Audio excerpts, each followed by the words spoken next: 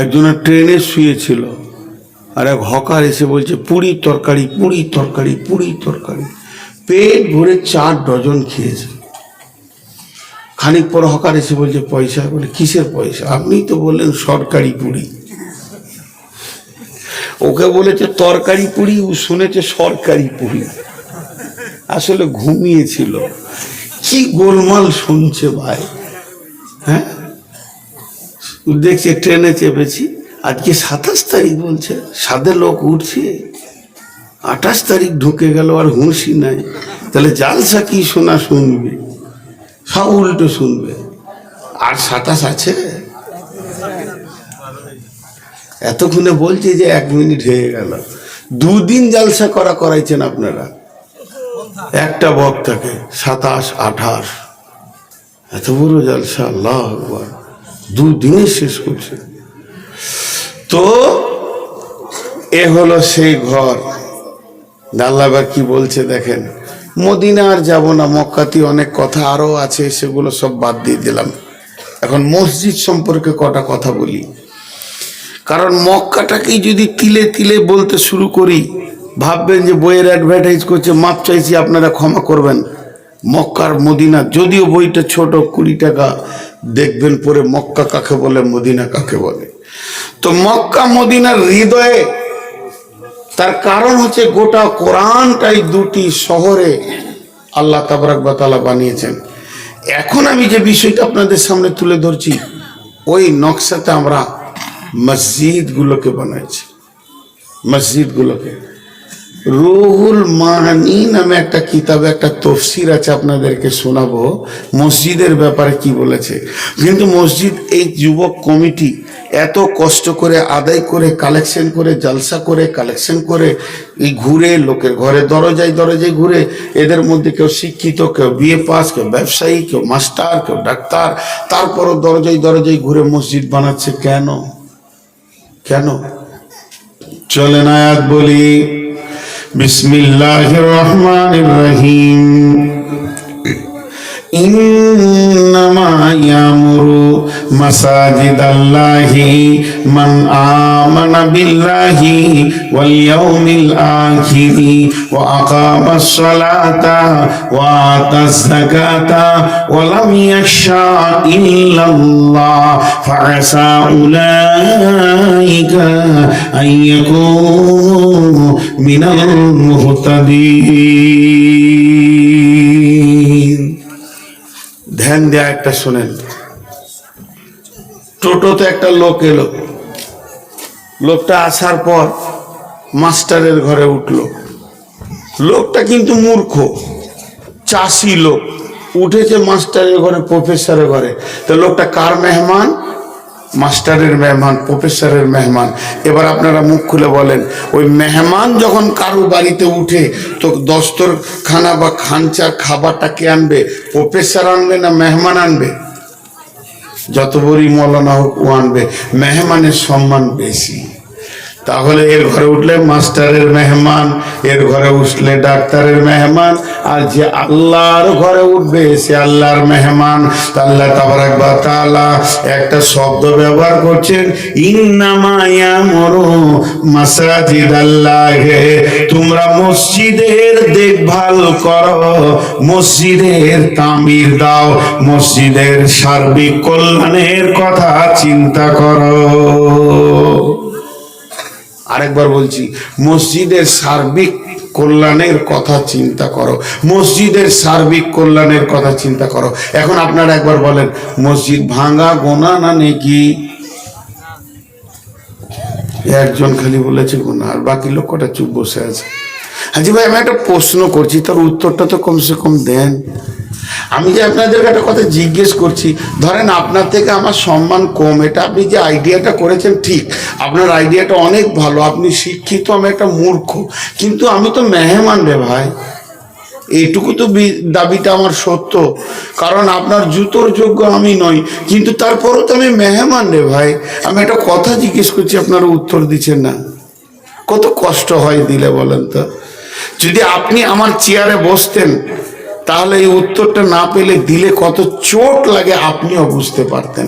যেটা কত খারাপ লাগে। এতগুলি লোক রায় কাটছে না, তার থেকে মাইক ম্যানই ভালো। ওকে খালি বলছি বক্স পেছনে লাগা, বলছি বকে না আমি, ও কোনো সময় মুখ বন্ধ করে নাই, ওই ভালো আমার কাছে। তা আপনারা একটু মুখ খুলে না রাস্তায়। মসজিদ ভাঙা গোনহা না নাকি? গোনহা, কিন্তু যদি পুরাতন মসজিদ হয় ভাঙতে হবে, কি করবেন? লিভার লাগবে বলছে, 1 লাখ টাকা লাগবে, ভেঙে দিব। গাঁয়ের ছেলেরা বলছে আমরা ভাঙবো, নেকি না গোনা? তাই ভাষাটা কি? ইন্নামা ইয়ামুরু, ইয়ামুরু মানে বানানো, ইয়ামুরু মানে ভাঙা, ইয়ামুরু মানে আপনার কিনা তৈরি করা, ইয়ামুরু মানে ভিত শুধু তুলে দেওয়া। তার মানে আল্লাহ বলতে চাইছে একটা মসজিদের যেদিকে ভালাই হবে, সার্বিক কল্যাণের চিন্তা করবে তোমরা। ইন্নামা ইয়ামুরু মাসাজিদাল্লাহে, আল্লাহর ঘরের, আল্লাহর মসজিদের সার্বিক কল্যাণের কথা চিন্তা করো তোমরা। তারা কারা? কোন শ্রেণীর লোককে বলছে? যার ভিতরে 5খানা গুণ আছে।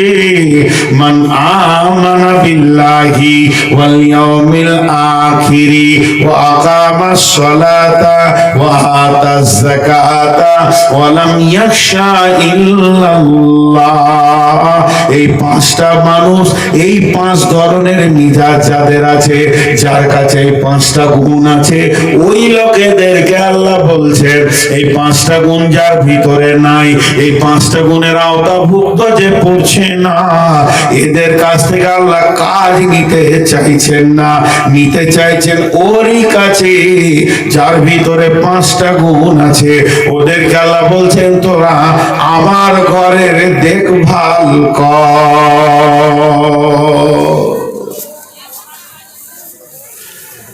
আমার ঘরের দেখভাল কর। এই 5 গুণের মানুষকে আল্লাহ বলছেন। জি, এবার 1 2 1 2 করে উঠছে। কমিটিকে মাঝে একটা ছোট্ট কথা বলিনি, এখানে 21তে আমার মনে হয় প্রোগ্রাম আছে না, 3 তারিখে।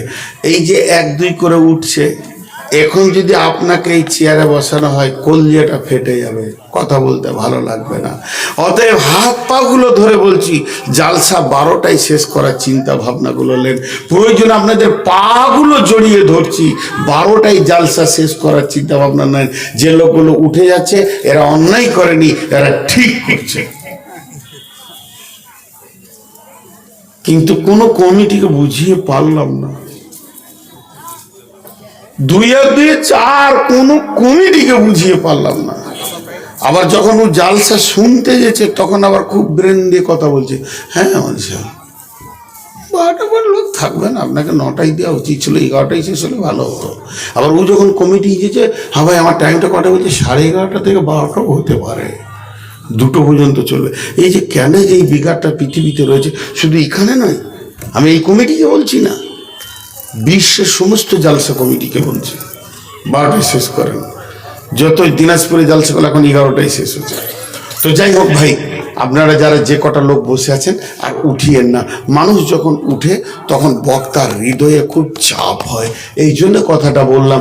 আপনারা কেউ উঠবেন না। আল্লাহ বলছেন তোরা আমার মসজিদকে দেখভাল কর। আল্লাহ নিজে বলছে আমার ঘরের দেখভাল তোরা করবি না তো কে করবে? সেই 5টা গুণ কি? এবার হাতের দিকে তাকান। মান আমানা বিল্লাহি, আমার উপরে যার বিশ্বাস আছে। আমি কে, আমি কেমন, আমি কি করতে পারি, আমি কে, আমি কেমন, আমি কি করতে পারি, আমার ক্ষমতার উপরে যার বিশ্বাস আছে। দ্বিতীয় যে ওয়াল ইয়াউমিল আখিরি, এবং আমি তোদের সামনে একটা প্রতিনিয়তি তত্তর করে দিন নিয়ে আসি, সেটা হলো কিয়ামতের দিন। এইটার উপরে যার বিশ্বাস আছে, ওই দিনটার নাম হলো হিসাবের দিন। সে আমার মসজিদ বানাবে, মসজিদের হিসাব রাখবে, মসজিদে দান করবে। ও আকাম আকামাস সালাতা, যে লোকটা নামাজ কায়েম করবে, যে নামাজ পড়ে না, যে নামাজ পড়ে না, তোমাকে মসজিদের চিন্তা নিতে হবে না। ও বেনামাজি, তুমি মসজিদের চিন্তায় আসিও না। কারণ যারা সপ্তাহে একদিন নামাজ পড়ে, যারা সপ্তাহে জুমা পড়ে, এরা নামাজি নয়, এরা নামাজি নয়, এরা নামাজি নয়, এরা নামাজি নয়, এরা নামাজি নয়, এরা নামাজি নয়, এরা নামাজি নয়, এরা নামাজি নয়। যে লোকটা জুমাও পড়ে না, ওই লোকটা যেমন এই লোকটা তেমন, অর্থাৎ শুধু জুমা পড়নেওয়ালা নামাজি নয়, নামাজি নয়, নামাজি নয়, নামাজি নয়, কোন রকমই তাকে নামাজি বলা যাবে না। অতএব যে 5 ওয়াক্তে নামাজ পড়ে, ওয়াতা যাকাতা, মাল যদি বেশি হয়ে থাকে আর ওই লোক যদি যাকাত দেয়, এবং ওয়ালাম ইয়াশা ইল্লাল্লাহ, আল্লাহ ছাড়া পৃথিবীর কাউকে ভয় করে না, কোন ডনকে মাস্তানকে ভয় করে না, শুধু ভয় করে তো আল্লাহকে করে। এই ব্যক্তিকে আমার রব বলছে, তুমি আমার মসজিদের দায়িত্ব দেখাশোনার লাও।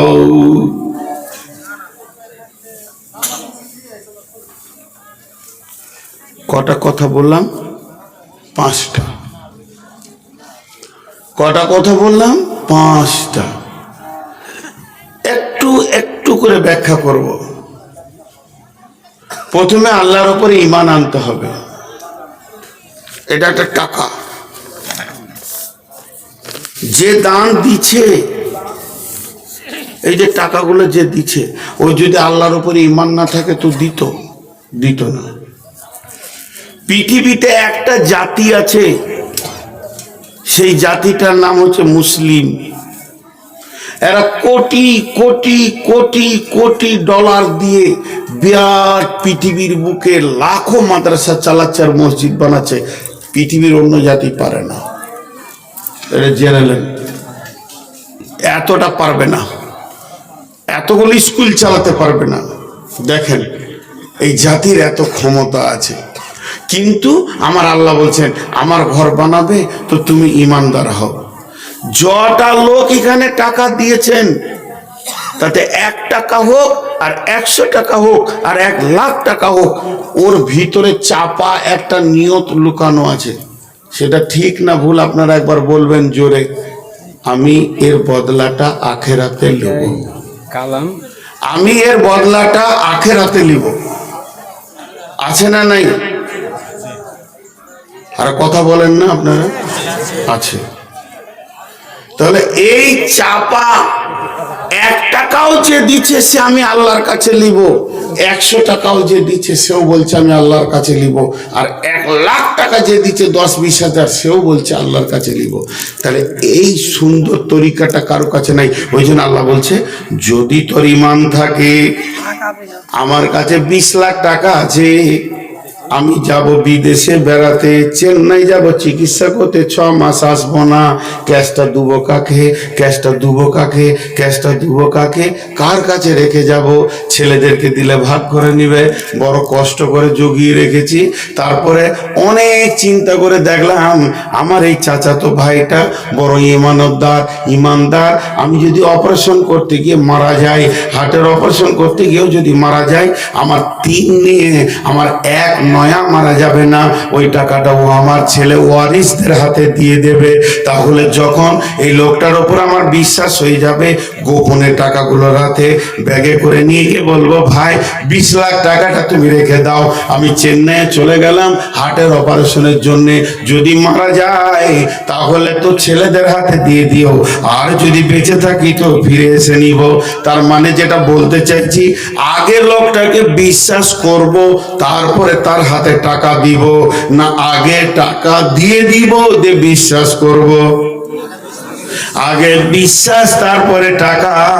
তা আমার আল্লাহ বলছেন, যতজন আমাকে তোরা টাকা দিছিস, আগে আমাকে দৃঢ় বিশ্বাস কর, তোর 1 টাকা মরবে না, 1 টাকা নষ্ট হবে না, 1 টাকা জলাঞ্জলিত চলে যাবে না, 1 টাকা ফালতু চলে যাবে না।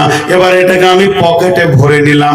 আপনি দিয়েছেন মসজিদকে, নূর মোহাম্মদ, আমি মসজিদ সেক্রেটারি, পকেটে ভরে নিয়ে এইটাকে রাস্তায় যেতে যেতে জুয়া খেলে উড়িয়ে দিলাম।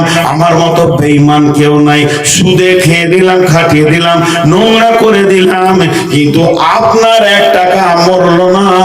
কিয়ামতের মাঠে আপনি পেয়ে যাবেন, যেহেতু আপনি দানটা আল্লাহকে দিয়ে দিয়েছেন।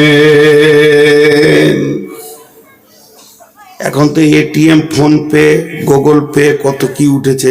এক যুগে ব্যাংকে এমনি করে গিয়ে স্লিপ দিয়ে ডিপোজিট করতে হতো, উইথড্র করতে হতো। তো আমি সেই যুগের মানুষ, মোবাইলের আগে থেকে, বক্তা মোবাইল আসার আগে থেকে, তো আমি ডালকুলাতে দাঁড়িয়ে আছি, পকেটে টাকা আছে। এখন তো আর ফোন পে নাই, কি করব? 10,000 টাকা ব্যাংকে ভরে দিই, এমনি করে ডিপোজিট লিখে এবার টাকাটা এমনি করে দাঁড়িয়ে আছি। এবার ক্যাশিয়ার বললো দাও, জানলাতে ভরে দিলাম, খাচ খাচ খাচ করে গুনে নিল, 2টা স্ট্যাম্প মেরে দিল, এমনি করে কম্পিউটারে লোড করে দিল, ফট করে অর্ধেক ছিঁড়ে ওখানে রেখে দিল, অর্ধেক আমাকে পকেটে দিয়ে দিল। আমি এমনি করে দেখছি যে অ্যাকাউন্ট নম্বরগুলো সব ঠিক আছে কিনা। আমার পেছনে যে লোকটা দাঁড়িয়েছিল ও হিন্দু লোক, মানে হিন্দু, মানে এই জন্য বুঝতে পারছি যে ধুতি পরে আছে, ওই রকম চেহারা। ও আবার দিচ্ছে এমনি করে স্লিপ, ও টাকা নিবে 10,000। তা আমি দেখছি ওটা এমনি করে অ্যাকাউন্টে দেখে স্ট্যাম্প মেরে দিয়ে অর্ধেক লোক দিল, আমার টাকাটা দিয়ে দিল। যে কত মিজাজ গরম হয়, মিজাজ গরম হওয়ার কি আছে? আমার বইয়ে লোড হয়ে গেছে, ওটা যাকে দিবে দেখগা, টেবিলে টাকা পড়ে গেছে, আপনার আমল নামাতে লোড হয়ে গেছে, মসজিদওয়ালা উড়িয়ে দেখগা। আল্লাহ বলছে তোর আমার উপরে বিশ্বাস আছে কিনা বল। বলে হ্যাঁ আছে। চলে যায়, চোখ মুজে ঘর চলে যায়। যে তারপরে দ্বিতীয় গুণ কি বলছে?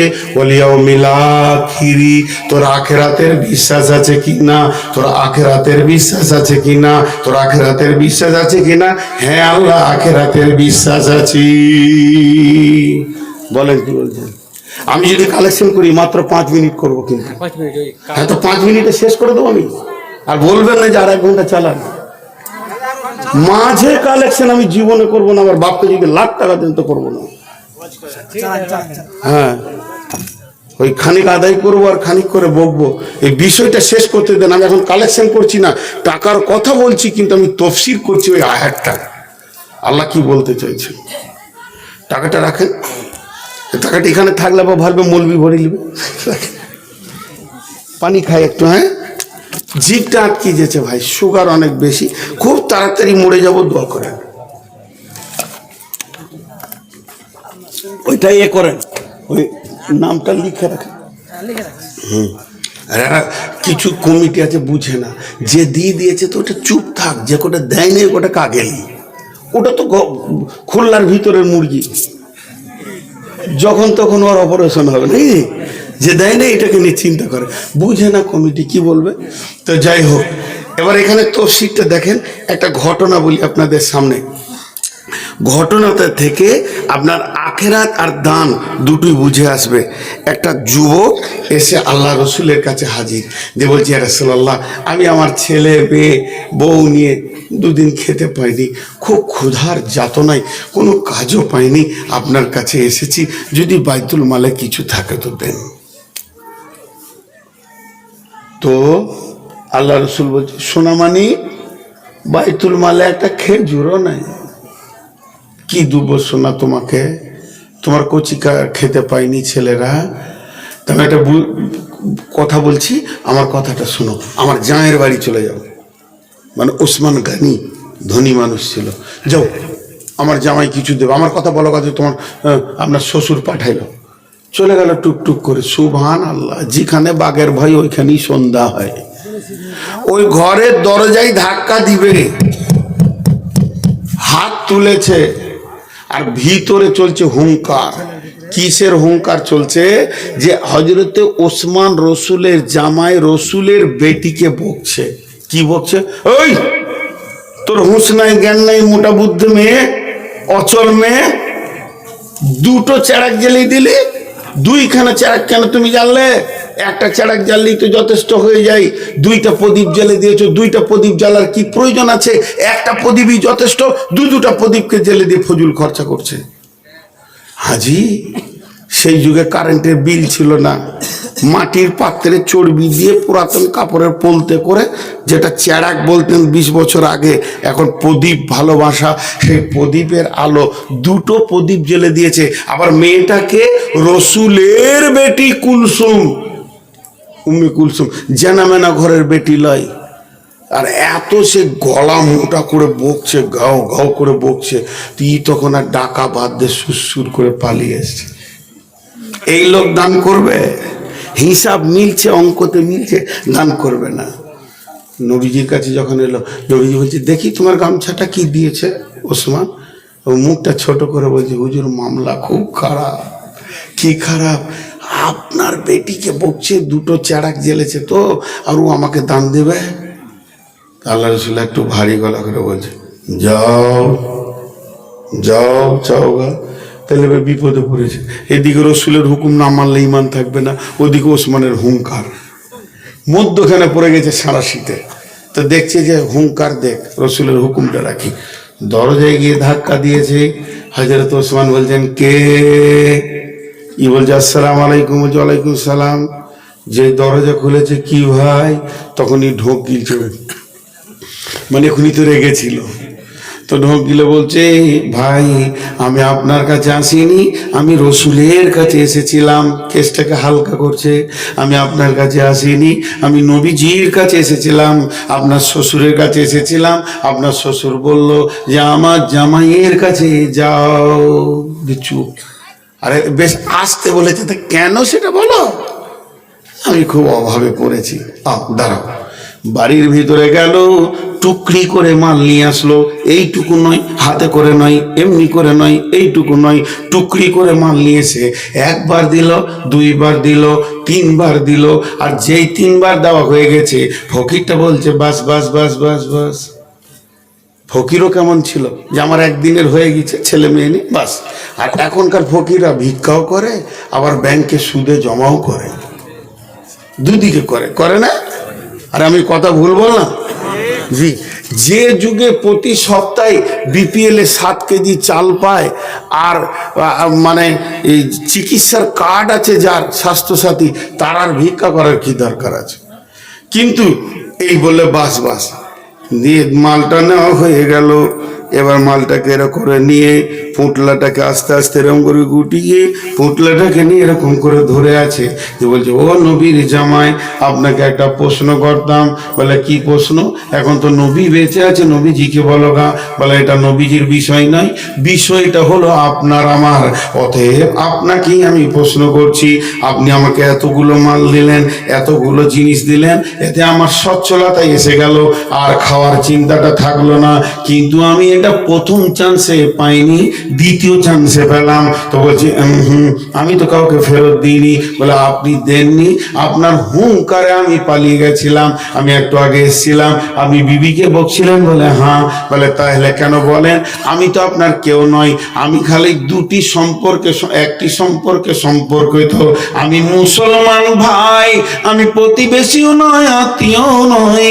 কিন্তু যাকে আপনি বকছিলেন সেটা আপনার বিবি, এর থেকে আর নিকট আত্মীয় কেউ হতে পারে। দ্বিতীয় নম্বর হলো রসুলের বেটি। তৃতীয় নম্বর হলো একজন মুমিনা মেয়ে। কিন্তু ওইটুকু সামান্য একটা প্রদীপ জ্বালানোর কারণে কেন আপনি এত বকছিলেন, আর আমাকে কেন এত মাল দিলেন? আমি পড়ত। হযরত ওসমান বলল, ভাই রে, মরার পরে একটি জীবন আছে, যার নাম আখিরাত। এ সম্পর্কে কি তোমার কোনো স্বচ্ছ ধারণা আছে? তখন বলছে, হ্যাঁ আমার ধারণা আছে। বলছে, তুমি ক্লিয়ার করে লাও আখিরাতটা।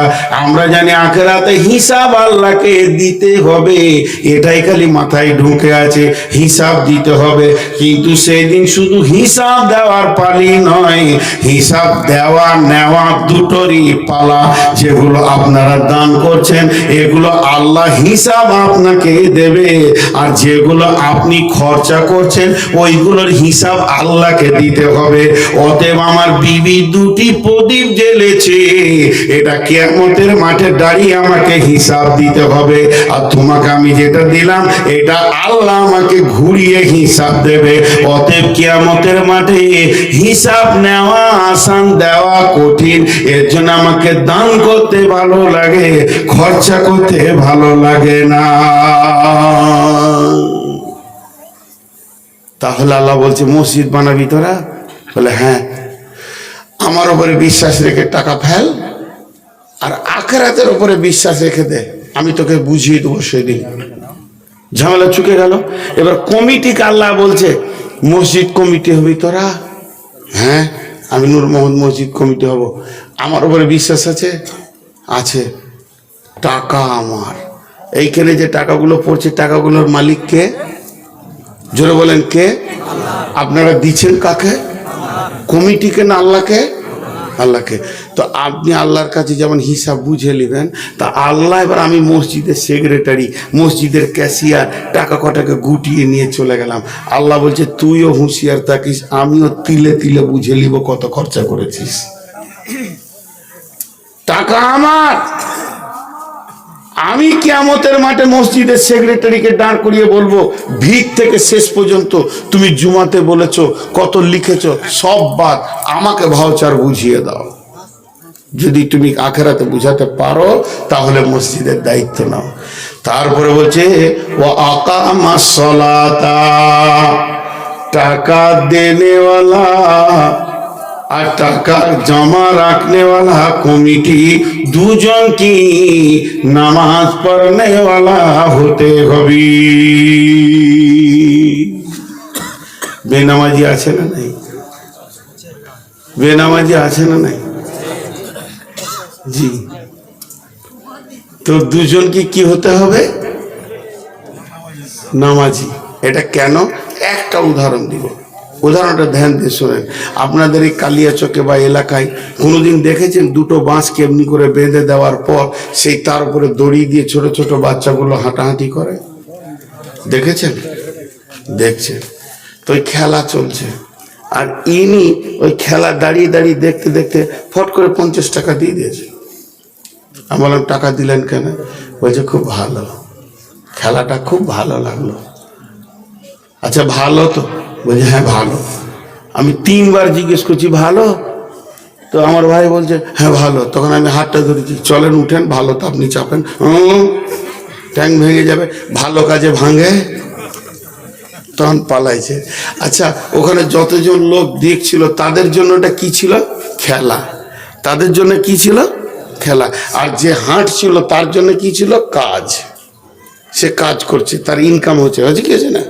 তাহলে কিছু লোক আছে তোরা নামাজ পড়ে লেগা টাকা দিয়ে দিব, সিমেন্ট দিয়ে দিব, ছাদের রড দিয়ে দিব 20 কুইন্টাল, তা নামাজ তোরা পড়গা, ওর হাত ধরেন চল মসজিদ না যাব না। তার মানে ও ইসলামকে নামাজকে খেল তামাশা মনে করে নিয়েছে। ওর ভিতরে নামাজের মহব্বত নাই, হৃদয়ে মহব্বত নাই।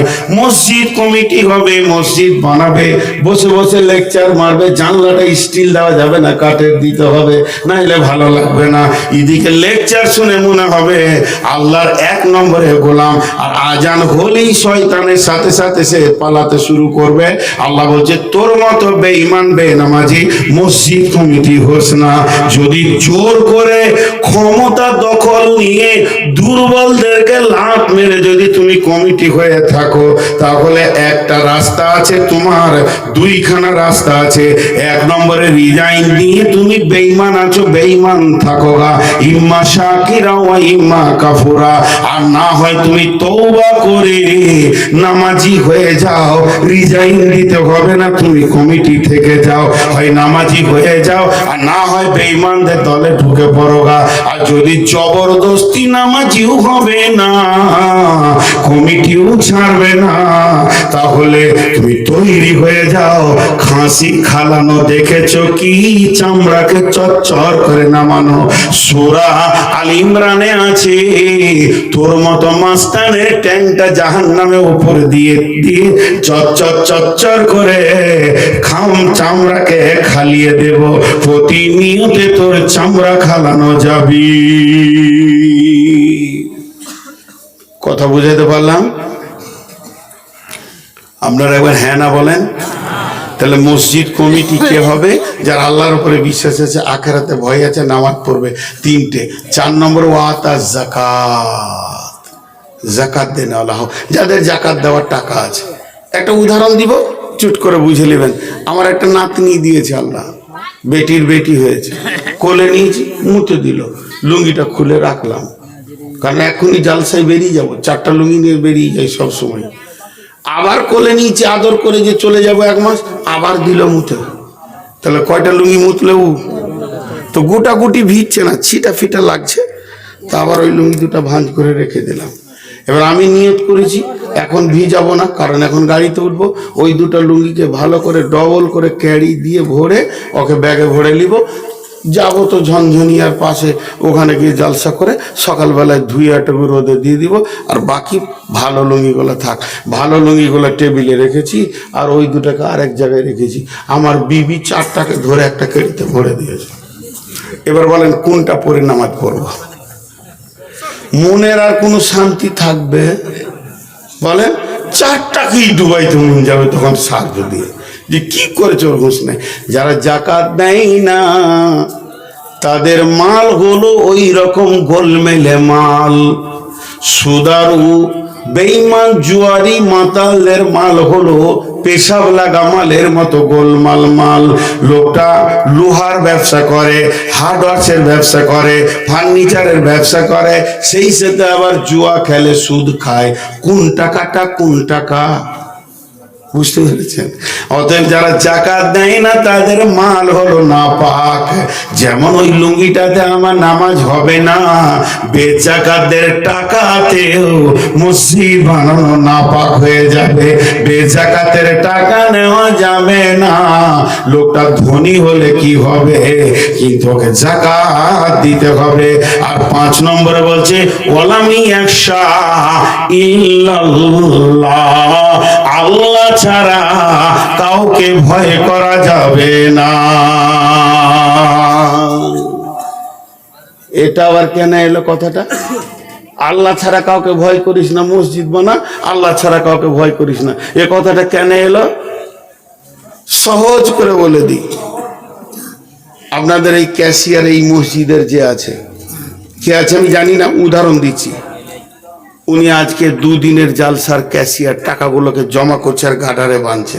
কিন্তু ঘটনা হয়েছে কি, ঠিক আপনাদের ওই মোড়টাতে ওইখানে 2 কাঠা জমি বিক্রি আজ 6 মাস থেকে গোপনে গোপনে গোপনে ও কিন্তু 5 লাখ টাকা দিয়ে দিয়েছে অটোমেটিক। দিয়ে ওই লোকটাকে বলেছে, ভাই তোকে জালসার 3 দিন আগে সবটি টাকা ব্যবস্থা করে দিয়ে দিব। আর জালসাটা যেই হয়ে যাবে বুধবার শেষ, বৃহস্পতিবার না হয় শুক্রবার দিন রেস্টি করে নেব দুজনে। লোকটাও ভালো, বলছে ভাই তুমি টাকা 2 কাঠা জায়গার দাম পড়েছে ওর 16 লক্ষ টাকা। এই 16 লক্ষ টাকার ভিতরে ওর ছিল 5 লাখ, বিবির 2 লাখ, সে বেটিদের সোনা, বিবির সোনা, বহুর সোনা বিক্রি করে হয়েছে 3 লাখ, দিয়ে 5 লাখ আর 3 লাখ 8 লাখ, বন্ধুদের কাছে ধার নিয়েছে 2 লাখ, দিয়ে হলো 10 লাখ। আরো কোন কোম্পানি মানে ওই জায়গাটা কিনতে গিয়ে ও ঠেলাটা বুঝছে যে বাঁশটা কত সাইজের যেছে, ও বুঝছে। কিন্তু যাক ওর টাকাটা দেওয়া হয়ে গেছে গত সোমবার, কিন্তু রেস্টি করতে যেছে না কেন, যে মঙ্গলবার বুধবার জালসা, ভাই আমি বাড়ি থেকে বেরোবো না, জালসার ক্যাশিয়ার আছি, তোর হাত 2টা ধরে বলছি আমি বৃহস্পতিবারটা রেস্ট নেব, শুক্রবার সকালবেলায় রেস্টি করে জুমা পড়বো ইনশাআল্লাহ। দুজনা ঠিক হয়ে গেল, খরিদ্দার আর মালিক টাকা ফুল মিটে গেছে। রেস্টি করতে এসে কি বার? শুক্রবার। হঠাৎ গায়ের লোক বলছে ক্যাশিয়ার কইরা, ক্যাশিয়ারের নাম হয়তো রফিকুল, রফিক কইরা জমি রেস্টি করতে গেছে আজকে। হ্যাঁ, পশু জালসা শেষ হলো, আজকে জমি রেস্টি করবে না কেন? ও লুটালে জায়গা ও কিনবে না তো কে কিনবে? ধারণা কত খারাপ বুঝছেন, যে ওই জালসায় যা টাকা হয়েছে সারা জায়গা কিনে দিল।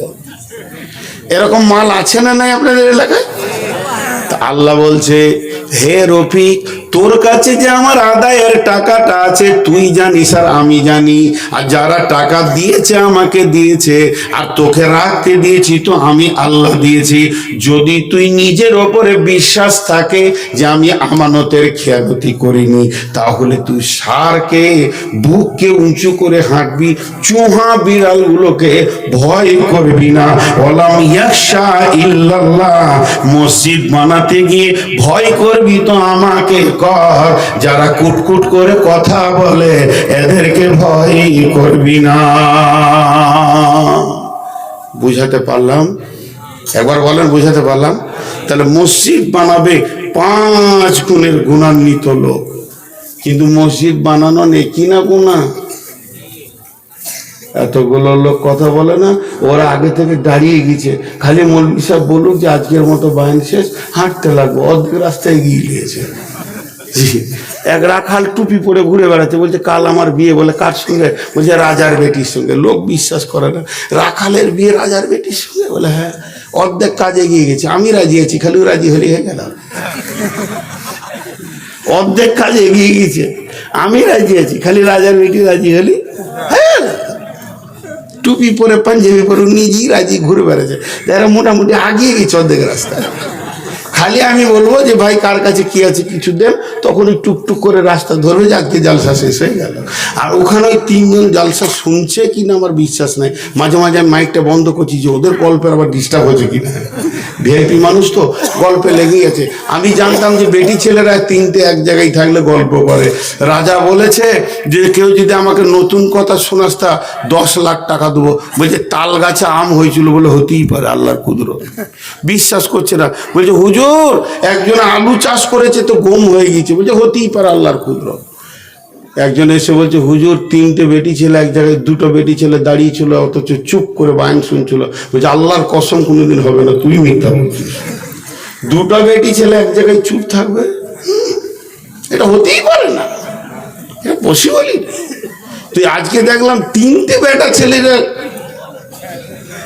গল্পে যে মেয়েতে আছে, ওদেরকে কে বলবে যে 2টো কথা শুনলো? কিন্তু আমরা তো রাখাল মানুষ, আমাদের বুদ্ধি কম, আমাদের কথা কি আর ভিআইপি মানুষে শোনে? তো শুধুমাত্র আর একটা আয়াত আপনাদের সামনে দিব, মসজিদ বানানো কাবিরা গুনাহ। মসজিদ বানানো গুনাহ। সূরা তাওবা 107 নম্বর আয়াতে বলছেন ওয়াল্লাযীনা তাখাযু মাসজিদান জিরারান ওয়া কুফরা তাফরীকাম বাইনাল মুমিনিন ওয়া ইরসাদান লিমান হারাবাল্লাহা ওয়া রাসূলুহু মিন ক্বাবলু ওয়া লা ইয়াহলিফুনা ইন আরাদনা ইল্লাল হুসনা ওয়াল্লাহু ইয়াশহাদু ইন্নাহুম লাকাযিবুন। বিরাট ঘটনা আছে আয়াতটার পেছনে। জি, আমি ছোট্ট 2 মিনিটে বলবো, দেখি পারি কিনা ছোট মিনিমাইজ করতে। যদি পেরে যাই তো ভালো, না হলে হার্ডলি। আর খালি এই ঘটনাটা যদি বুঝতে পেরে যান, তাহলে আয়াতটা তর্জমা করতে হবে না, পেটে ঢুকে যাবে অটোমেটিক। ঘটনাটা কি? রাসূলুল্লাহ সাল্লাল্লাহু আলাইহি ওয়াসাল্লাম জন্ম নিয়েছেন মক্কায়, আর আসলেন কোথায়? মদিনায়। তো মদিনায় যখন এলো, তখন গোটা মদিনা আল্লাহ রসুলকে ছাড়া কিছুই বুঝে না। কাজ করবে, হাটে যাবে, ঘাটে যাবে, বেটির বিয়ে দেবে, বেটার বিয়ে দেবে, কি করব কি না করব, রসুলের পরামর্শ ছাড়া চলে না। তখন বেঈমান যতগুলো ছিল মদিনাতে, মুনাফিক, তাদের কলজে চলতে লাগলো যে এরা নিয়ত করলো ওকে মারবো কি করে রে, ওকে এমন কাটা কেটে দিব, না থাকবে বাঁশ না বাঁচবে বাঁশুরি। কিন্তু সাহস হচ্ছে না। কেন? সব লোকগুলো তো ওর দিকে, আমরা মুষ্টিমে কজনাতে পারবো। তখন মুরব্বীরা বলছে ঝামেলা করিস না, চাটনিতে জুটবি না, চুপচাপ থাক। তাহলে কি করা যাবে? বলে ওই ছেলেটা এসেছে কোথা থেকে, ওর আগমনটা কোথা থেকে, মক্কা থেকে না মদিনা থেকে, একবার খবর লাও। তো মক্কা থেকে। বলে সেই জায়গায় যাও, সেইখান থেকে খবর নিয়ে এসো। কি খবর? যে ওখানে ওর কোনো দুশ্মন আছে কিনা। 2 জন চলে গেল মক্কা। মক্কায় গিয়ে বলছে ও মক্কার লোক, তোমরা নবী মুহাম্মদকে চিনো? চিনি মানে? ওকে কাটবো। রাতে রাতে পালিয়েছে, ও ভালো লোক লয়। জি, খন্দকের যুদ্ধে এক এক করে কেটে পড়লো। যখন খন্দকের যুদ্ধে এটা হলো, ওকে কাটবো, তখন এর কোল যেটা বড় হয়েছে, ওই লেগেই বলে যে মুরব্বীদের কথা শোনো, এখানে ওর দুশ্মন আছে, এরাকে ঠিক খবর দিয়ে দিব, মদিনাতে গিয়ে কেটে দেবে, কেস আমাদের নামে হবে না, আমরা যেমন নেতা ছিলাম নেতা থেকে যাব। এদেরকে খবর দিল, মদিনাতে গিয়ে ওরা আবার গোল করে বসলো, হ্যাঁ ও দুশ্মন পাওয়া গেছে, আর টেনশন নাই, ওকে এসে কেটে দিবে, আমাদের যেমন মাস্তানি চলছিল সেরকম চলবে। এটা ওরা খুশি হয়ে গেল। জি জি, এবার আমার দিকে তাকান, আপনারা ধ্যানের সঙ্গে তাকান। ঠিক মদিনায় খবর দেব, এরা এবার মদিনাতে বসে বলছে কার ঘরে থাকবে রে, ওরা তো কারো ঘরে থাকবে, কার ঘরে থাকবে, কে নিবি, মেহমান কে খোয়াবি, যদি ধরা পড়ে যে অমুকের ঘরে থেকে রসুলকে মেরেছে, তার চাটনি হবে কি হবে না, তাকে একবার ধুনের পাতা বাঁটা করবে। তো কেউ তো ঘরে গোচ্ছে না, তখন বলছে এক কাজ কর, নবী মোহাম্মদ মসজিদ বানানোটা ভালোবাসে, তা আমাদের পাড়াতে একটা টোলা তো মসজিদ করে নি, ধর একটা মসজিদ বানিয়ে নিলে, আজান দিতে শুরু করছে, বলছে আজান দিস না, এখনো নবী মোহাম্মদ বেঁচে আছে, তোদের মসজিদে কেউ মুততেও আসবে না, ওকে দিয়ে উদ্বোধন কর, যাকে মারবে তাকে দিয়ে মসজিদ উদ্বোধন করছে। আমাদের বর্ধমানে মেয়েরা একটা কথা বলে, ওই যে পাটাতে এমনি করে মশলা বাটে, যে যে যে পাথরটা উপরে থাকে ওটাকে কি বলে, নোড়া। তো বলে পাটাটাকে আমাদের দেশে শিল বলে, যার শিল তারই নোড়া, যার পাটা তারই নোড়া, তার ভাঙবো দাঁতের গোড়া।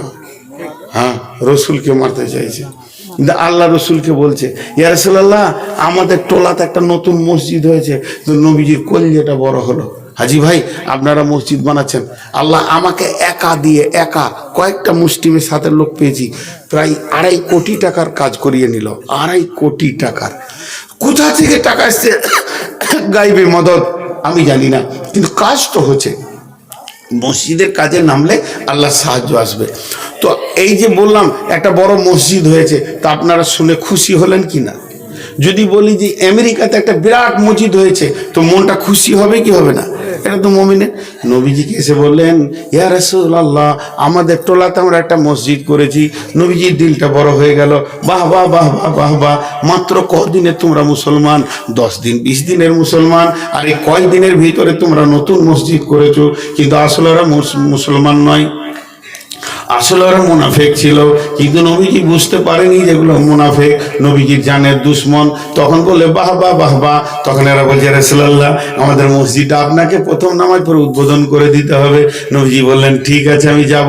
এমন সময় নবীজি তৈরি হয়ে বেরিয়ে আসছেন, আর এই আয়াতটা নাজিল হয়ে গেল, ওয়াল্লাযীনা ইত্তাখাযু মাসজিদান জিরারান ওয়া কুফরা তাফরীকাম বাইনাল মুমিনি ওয়া ইরসাদাল লিমান হারাবাল্লাহা ওয়া রাসূলুহু মিন কাবলু ওয়া লা ইয়াহলিফুন্না ইন আরাদনা ইল্লাল হুসনা ওয়াল্লাহু ইয়াশহাদু ইন্নাহুম লাকাযিবুন। হে নবী শুনো, ওরা ওটা মসজিদ বানায়নি, ওরা জিদের বশীভূত হয়ে কুফরির তাড়নাতে মুনাফিকের দলেরা, তো এরা পূর্ব থেকে আল্লাহ এবং রসুলের দুশমন, এরা কোনোদিন আল্লাহ এবং রসুলের সঙ্গে আপোষ করতে পারেনি, এরা এই জ্বালাতে ওই মসজিদটা করেছে, ওটা তোমাকে মারার কেল্লা করেছে, আর মুসলমানদের ভিতরে ফাটল ধরানোর জন্য এটা করেছে, একটা জামাতকে 5টা জামাত বানাবে, ঝগড়া মারামারি লাগার জন্য মসজিদটা করেছে। এই মসজিদটা যদি ওদেরকে জিজ্ঞেস করো কেন করেছো, ওরা কসম করবে আর বলবে যে আমরা এটা নেকির জন্য করেছি। আমি স্বয়ং আল্লাহ বলছি ওরা মিথ্যুক, ওরা মিথ্যুক, ওরা মিথ্যুক। লা তাকুম ফিহি আবাদা, খবরদার ওই জায়গায় তুমি হে আমার নবী পা দিও না। ওই মসজিদে পা দেওয়া গুনাহ। ঝগড়া করে নতুন মসজিদ হয় কি হয় না? একটা মায়ের পেটে 4টা ভাই, কটা মায়ের পেটে? একটা। আর একই বোঁটা চষে মানুষ হলো 4 ভাই, আর 4টা বউ যখন এলো, আব্বা একটা দরজা বানিয়েছিল ঘরে, এবার কটা দরজা হবে? 4টা। তাহলে একটা ফ্যামিলিতে যদি এত কিছু ঘটে, তাহলে একটা মসজিদে ক ফ্যামিলি লোক নামাজ পড়ছে?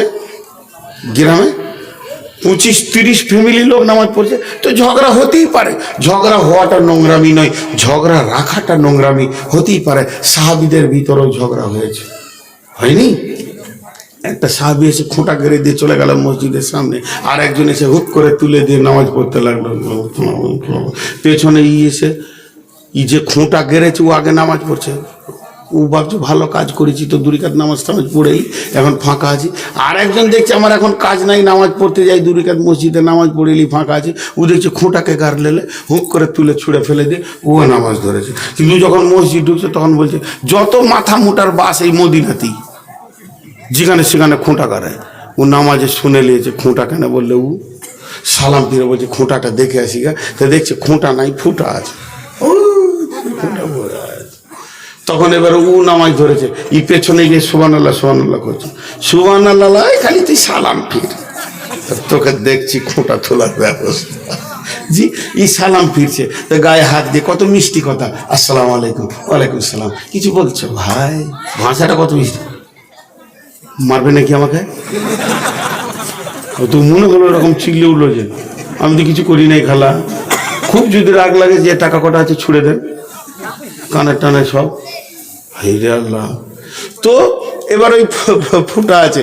এখন ঘটনা হলো কি, এই প্রথম মিষ্টিতে শুরু হলো, তো বলছে এই খোঁটাটাকে তুললে, ও আমি তো খুঁজি কে গাড়লে, এবার তুমি থেকে তুই চলে, তুই গাড়লি কেন, তুই তুললি কেন, তোকে কে গাতে বল, তোকে কে তুলতে বল। দুটোই রসুলের সাহাবী। এমন চিল্লান শুরু করেছে, সব সাহাবীরা হাজির, হয়তো হাত উঠাউটি হয়ে যাবে, নবীজি এসে বলছে চুপ করো। নবীজির একটা কথাকে দুবার বলতে হতো না, চুপ করো, দুজনে চুপ হয়ে গেছে। মাসুম বাচ্চা, মনে হচ্ছে না যে ঝগড়া হয়েছিল। নবীজি মিম্বারে বসে গেলেন, মসজিদ আর মসজিদ না, এখন আদালত হয়ে গেল, বিচার। মুসলমানদের বিচার কোথা হবে? মসজিদে। বিয়ে পড়ানো হবে কোথা? মসজিদে। আর এখন বিয়ে হয়েছে প্যান্ডেলে। তো যাই হোক, এবার নবীজি বলছে এই খোঁটা গাড়নেওয়ালা, এ খোঁটা তুলনেওয়ালা, তোমরা বসে যাও। খোঁটা তুলনেওয়ালা, কেন তুমি বলেছো তুললে বলো, ইন্নামাল আমাল ও বিনিয়ত, তুমি তোমার নিয়তটা আমাকে শোনাও। খোঁটা তুলনেওয়ালা বলছে ইয়া রাসূলুল্লাহ, মসজিদের পাশে খোঁটা থাকবে, টক্কর লেগে যাবে, পড়ে যাবে, মসজিদটা দেখে নোংরা লাগছে, আপনি বলেছেন আল্লাহর ঘরকে পরিষ্কার করে রাখা, তাই আমি ওটাকে পরিষ্কার পরিচ্ছন্ন করে দিলাম, ও দয়ার নবী গো, আর ওখানে টক্কর লেগে যাবে, বিপদ হয়ে যাবে, এই রকম মনে করে আল্লাহকে খুশি করার জন্য খোঁটা তুলে দিয়েছি। এবার বলেন ঠিক করেছে না ভুল করেছে? ঠিক করেছে। এবার বলে তুমি বসো। এ খোঁটা গাড়নেওয়ালা, তোমার কি বিগার নিয়েছিল যে মসজিদের মেন গেটের পাশাপাশি খোঁটা গেড়ে দিলে কেন? ওইটা মসজিদে, এইখানে খোঁটা গেড়ে দিয়েছে, এই পিলারটার কাছে, তুমি কেন খোঁটা গাড়তে গেলে বলো? তখনই বলছেন ইয়া রাসূলুল্লাহ, আমার নিয়তটা শোনেন, এইটা হলো মসজিদে নববী, এইদিকে হলো আপনার কিনা মক্কা দক্ষিণে, এইদিকে হলো শাম আর সিরিয়া উত্তরে। মক্কার লোকেরা শাম যায়, শাম থেকে ব্যবসা করে বাড়ি ফিরে, শামের লোকেরা মক্কায় যায়, মক্কা থেকে ব্যবসা করে বাড়ি ফিরে। এটাই হচ্ছে মদিনার মসজিদের সামনে হাই রোড। তারা ঘোড়া গাধা উট বোঝাই করে মাল নিয়ে যাওয়া আসা করে। যখন নামাজের টাইম হয়ে যায়, ফাঁকা ময়দানে ছেড়ে দিয়ে নামাজ পড়ে, তাদের নামাজে কোনো শান্তি পায় না। আমি খোঁটাটা গেড়ে দিলাম, তারা উটগুলোকে বাণিজ্য দলেরা এই খোঁটাতে বেঁধে দিয়ে নামাজ পড়বে। বলেন ঠিক করেছে না ভুল করেছে? দুজনেরই নিয়ত ভালো। আল্লাহ নবী এবার ফয়সালা দিয়েছেন, ও খোঁটা গাড়নেওয়ালা, খোঁটা তুলনেওয়ালা, তোমাদের দুজনের নিয়তের কারণে তোমরা দুজনেই জান্নাতি। তো মসজিদে এটা হয়েই থাকে, তার জন্য এটা দ্বিতীয় মসজিদ বানানো যাবে না। অতএব মা বোন, আপনাদেরকে বলছি, বিশেষ করে মেয়েদেরকে বলছি একটা কথা, ও আমার মা, ওরে আমার বোন, পুরুষরা শুনবেন আর মেয়েরা আমল করবেন। মা আমার, বোন আমার, বিশ্বনবী যেমন একটা মেয়ে প্রতিদিন মসজিদে এসে ফাঁকা টাইমে মসজিদটাকে ঝেড়ে দিত, ঝুলগুলোকে ঝেড়ে দিত, সাফ করে দিত, মুসল্লাগুলোকে ঠিক করে বিছিয়ে দিত, জায়নামাজগুলোকে ঝেঁটিয়ে পরিষ্কার করে বাইরে বের করে দিত। ওই মেয়েটার কাজ ছিল মসজিদকে সাফ করা। একদিন বিশ্বনবী মসজিদে এসে বলছে মেয়েটা কই? সাহাবীরা বললেন মেয়েটি মারা গেছে। ইয়া রাসূলুল্লাহ, আপনাকে খবর দেওয়া হয়নি, দাফন হয়ে গেছে। আল্লাহর নবী, আখরি নবী, নবীদের নবী, শেষ নবী, নবী মুহাম্মদ কি ভাষা বললেন? ও আমার সাহাবীরা, মেয়েটার কবর কোথা হয়েছে বলো, আমাকে তার কবরের কাছে নিয়ে চলো, আমি তার জন্যে আল্লাহর কাছে মাগফিরাতের দোয়া চাইব। মসজিদ ঝাড়ু দেওয়া কত বড় নেকি। একটা গেল। মসজিদে দীর্ঘদিন আঁধারে নামাজ হচ্ছে, আলো নাই, আলো নাই, আলো নাই, আলো নাই। এত অভাব চলছে, আলো জ্বালাবার পয়সা নাই। একদিন রাতে নবীজি নামাজ পড়তে গিয়ে দেখছেন deep deep deep deep deep deep করে একটা প্রদীপ জ্বলছে মাটির বাতিতে। কে চর্বি দিয়ে দিয়েছে, পুরাতন কাপড়ের পলতে ভাঙিয়ে দিয়েছে, আলোটা জ্বালিয়ে দিয়েছে। আল্লাহ নবী নামাজ পড়ি বললেন, আলোটা কে জ্বাললে গো? এটা বেটা ছেলেদেরকে বলছি, মেয়েরা শুনবে। যে জেলেচু মাথাটার নামও করছে, রে না শুধিয়ে জেলে দিলাম, কিছু ভুল হলো না কি রে? নবীজি বলেন, কে গো? মাথাটা তুলো। যুবকটি উঠে দাঁড়ালো। যুবকটার নাম কি? ওই যুবকটার নাম হযরতে বুরাইদা রাদিয়াল্লাহু তাআলা আনহু। আল্লাহ নবী কি বলছেন দেখেন,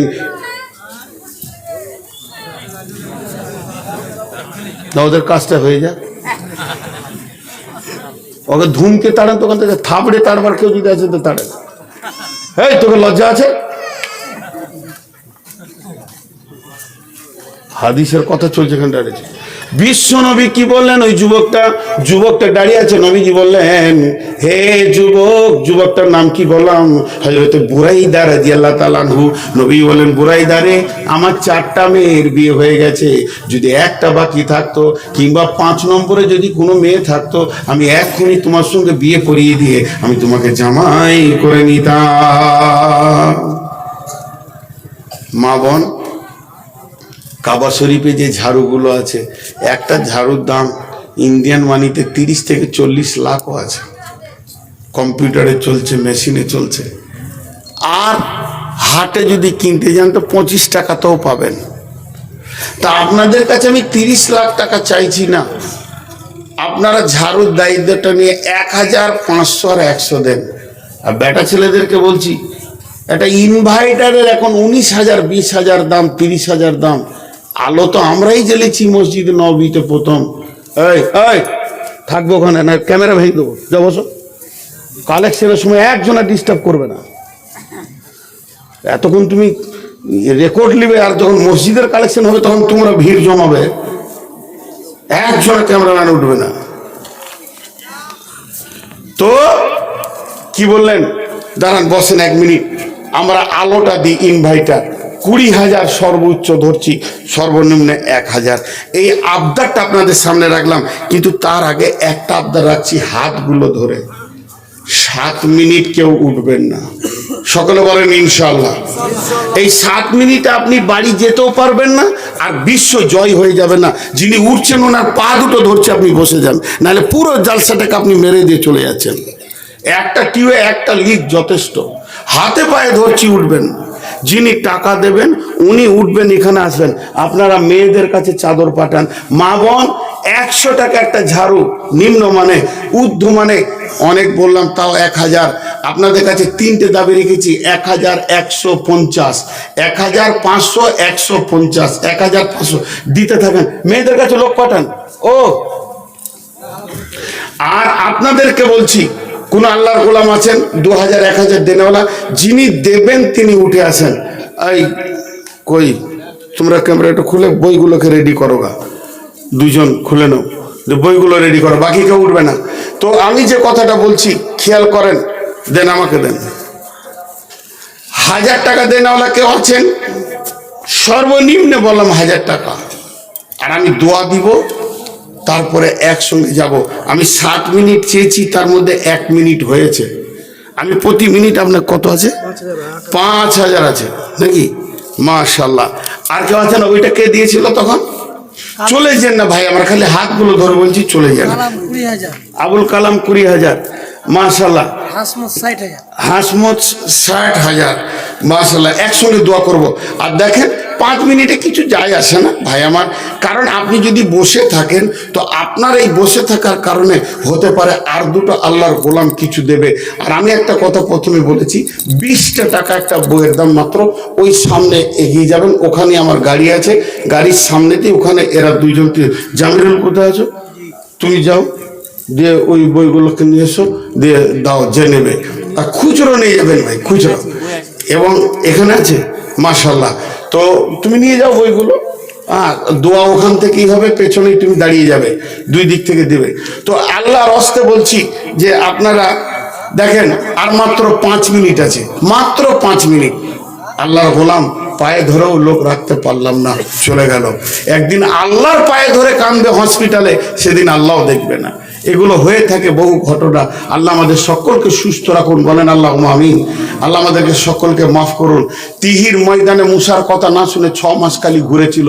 আমি আজকে বললাম 5 মিনিট বসেন, আমি বদদুয়া দিচ্ছি না, উদাহরণ দিচ্ছি। টক্কর খেয়ে এমন করে নাক থেবলে পড়বে রোডের ওপরে, হাসপাতালে 5 মাস থাকবে, ও দাঁত মাত ভেঙে। তো 5 মিনিটের মূল্য তখন বুঝবে যে কেন 5 মিনিটটা দিইনি। তো আমি এটা বদ্ধ দিচ্ছি না, উদাহরণ দিচ্ছি, ঘটনাগুলো ঘটেই থাকে। বিধায়ক আল্লাহর গোলাম কেউ আছেন? আচ্ছা, এখানে 2-3টে চাদর দেন না ভাই। আপনাদের তো কালেকশন নেওয়ার মতো মানসিকতাটা কম দেখছি আর কি, এটা কাউকে দোষ দিবেন না।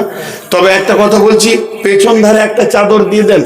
পেছন ধারে মাঝে ঢুকবেন না, কারণ সময় কম। আমি দোয়া করে দিব, লোক ওই দিকে যাবে, লোক এই দিকে যাবে এবং লোক এই দিকে যাবে। 3 দিকে 3টে চাদর দিয়ে দেন। আমার কথা বাংলা ভাষায় পরিষ্কার করে শুনেন। 3 দিকে 3টে চাদর দেন, ওই দিকে একটা, এই দিকে একটা, এই দিকে একটা। এবং মেয়েদের যেখানে যেখানে, আপনারা ভিতরে যেন না, শুনেন, এই গেটে দাঁড়ান, দোয়া করে শেষ করে দেব। আপনাদেরকে একটা কথা বলছি, আমি আমাকে সাক্ষী রাখছি না, কমিটিকে সাক্ষী রাখছি না, ইনাকেও সাক্ষী রাখছি না, আল্লাহকে সাক্ষী রেখে বলছি, প্রত্যেকে নিজের দায়িত্ব মনে করে ওই চাদরকে খুঁজে নিজের টাকাটা দিয়ে তারপরে বাড়ি যাবেন। কে কে ইনশাআল্লাহ হাত তুলেন তো একবার, হাত তুলেন, কে কে দিবেন ইনশাআল্লাহ? আচ্ছা ভাই, যারা হাত তুললেন না, ওরা কি একটা টাকাও দিতে পারবেন না?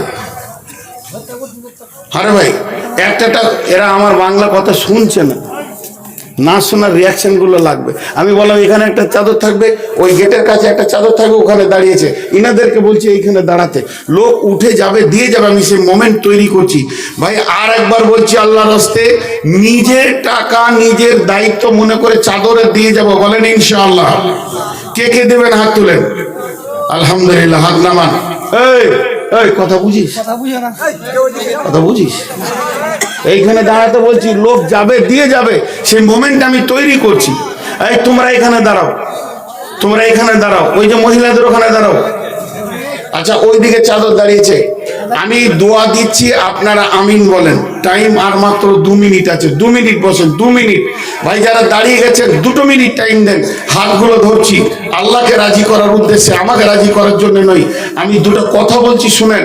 আর মা বোনেরা, আপনারাও চাদরে টাকা না দিয়ে যাবেন না। মেয়েদের কাছে চাদর আছে তো, 1টা টাকা হলেও দেবেন, 1টা টাকা হলেও দেবেন, শেষ কথা। এর থেকে নিচে আর যাওয়া যায় না। আপনার কাছে টাকা নাই, মাফ যান, খালি চাদরে হাতটা রেখে বলবেন আল্লাহ বরকত দাও, এটুকু দিতে পারবেন না? বলেন ইনশাআল্লাহ। সকলে আমি দোয়া দিচ্ছি, বুঝে বুঝে আমিন বলবেন, আর জোরে আমিন বলবেন। এই আল্লাহ, এই মসজিদের প্রথম থেকে শুরু পর্যন্ত আজ পর্যন্ত যত কালেকশন হচ্ছে, সব কালেকশন তুমি কবুল করে নাও। যতজন টাকা দিয়েছেন এরপরে দেবেন, সব তুমি কবুল করে নাও। জোরে আমিন বলেন। এই ঘাটা আমিন বলছে না। এই আল্লাহ, আজকে শুধু এখানে নয়, সারা পৃথিবীতে ইসলামকে বাঁচানোর জন্য যত জায়গায় কালেকশন হচ্ছে, আল্লাহ তুমি সব কবুল করে নাও। এই আল্লাহ, আমাদের মা বাপ ভাই বোন আত্মীয় স্বজন যে যার নামে দান করেছে, তার বুকের ভিতরে লুকানো আছে, সকলের নিয়তকে তুমি পুরা করে দাও। অসুস্থ থাকলে সুস্থতা দান করো। ঋণদার ব্যক্তি থাকলে আল্লাহ তার ঋণকে তুমি পরিশোধ করে দাও। এই আল্লাহ, আমাদের সকলকে তুমি কবুল করে নাও। সকলে জোরে বলেন সুবহানাকা আল্লাহুম্মা ওয়া বিহামদিকা আশহাদু আল্লা ইলাহা ইল্লা আনতা আস্তাগফিরুকা ওয়া আতুবু ইলাইকা। জোরে আসসালামু আলাইকুম।